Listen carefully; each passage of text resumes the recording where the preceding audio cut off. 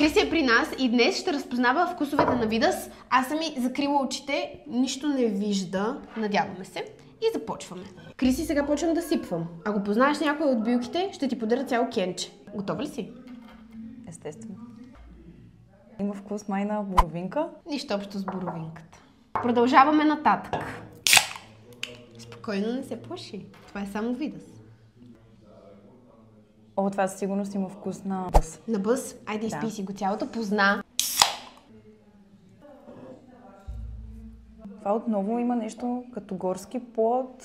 Така, окей, почти. Не ти ли прилича на нещо, което баба ти някога ти е правила като малък? Малко като сладко от смокиня, може би. Добре, близо. Казвам, че е смокиня със сигурност. Точно така. Листа от смокиня, Криси го позна. И сега продължаваме нататък.